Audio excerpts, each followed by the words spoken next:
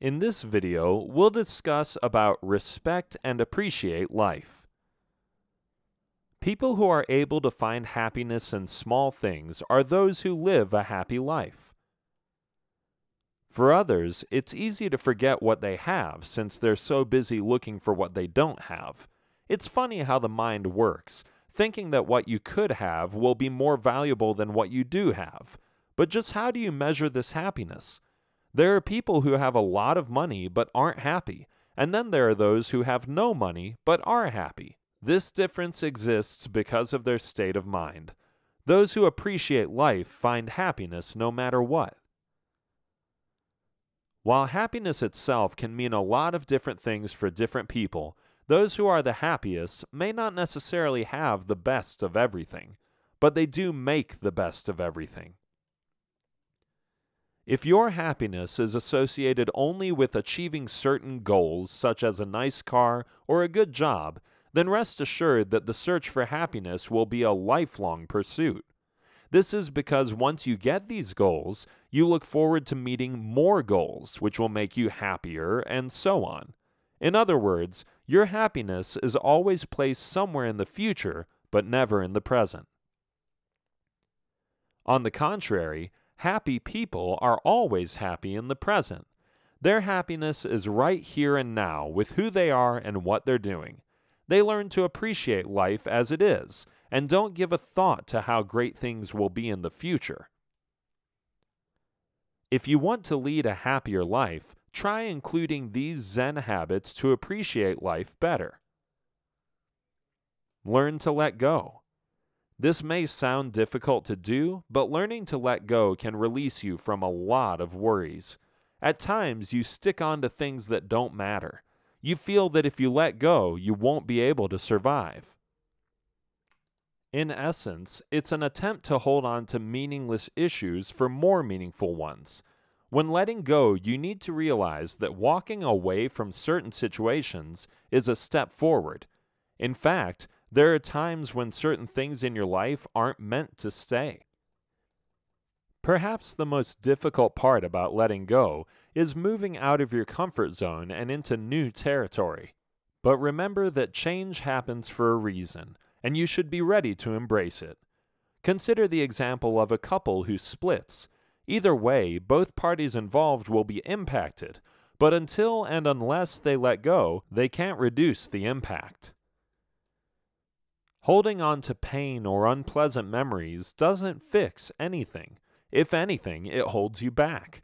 It could be a tragedy or an untimely death, leaving you pining for what could have been. You yearn for what should have been or what you feel you were entitled to. It could also be a dream, a desire, a hope, or a wish, something that you may have wanted for years but never actualized. It becomes very important to let go because all this is dead weight, and the longer you hold on to it, the longer it takes for you to move forward. The same also stops you from investing in your present and being happy at the moment. Even when you look at all the stuff you possess, ask yourself, do you really need to have so many things? That shirt you stopped wearing ages ago still hangs in your closet. Those shoes that were your best friend in your college days still have a spot on the shoe rack. And all those books which you'll never open again are taking up half the bookshelf. You talk about letting go, but keep holding on to excess baggage. Learn to let go of things and let more life in. Turn more to nature. There is no denying the fact that everyone feels happier when they are in nature. Mother Nature never disappoints and always provides inner peace. Being in nature helps reduce stress levels, and if you notice, time also slows down when you're in nature. The sense of urgency and rush that you experience in your daily life seems to come to a standstill when you turn to nature. Instead, it's replaced by a healthier pace of life. Things in nature happen according to their natural rhythm, instead of being dictated by clock time. When you spend more time in nature, you stop to enjoy the scenery and learn to appreciate more. You learn to breathe slowly and relax and get relief from the daily grind. It is possibly one of the best ways to add more Zen into your life. When you cut yourself off from nature, you get assimilated by the drive to be as comfortable as possible, to make your life as pleasurable as possible, and to resist as much hardship as you can. But the truth is that you can never be pleased or comfortable all the time, and you certainly can't always be in control. Staying in touch with nature brings you back to reality. So many things in nature are beyond your control, such as the rising and setting sun. You can't control when it rains or when the temperature gets too high. You learn to accept these elements as they are, which is a lesson in humility. It makes you realize how little control you really have. You accept this reality and learn to be happy in your given situation. Happiness is closer than you think. To conclude, the quest for happiness doesn't have to be an impossible task. It's right there for you to behold, if you choose to do so. Contrary to popular opinion, which looks for happiness in nicer things, you can find happiness in the simplest of things. Have a productive day, go out for a walk in nature, or listen to a beautiful song. Notice how all these unspectacular things can make you happy. All you need to do is connect with happiness, and it'll be right there for you.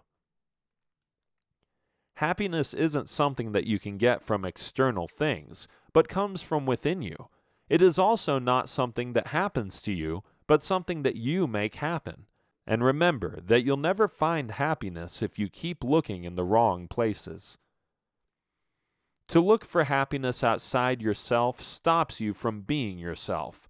So instead of searching for happiness, just be yourself and you'll find that happiness will come to you. Some people experience a sense of happiness through giving. This is because giving connects you with others. So if that's where you feel happy, then give away generously. You may also have reminisced over the past thinking about those happier days. But if you think hard enough and try to remember, were you happy at the time that you now consider to be a happier time? You'll probably realize that you never took note of your happiness as you experienced it. This is because in your mind, happiness is something that lives in the memory rather than something you consciously experience. To associate happiness with either the past or the future leaves no room for it in the present. This is what you have to change. Focus on gratitude and count your blessings so you can learn to be happy in the moment.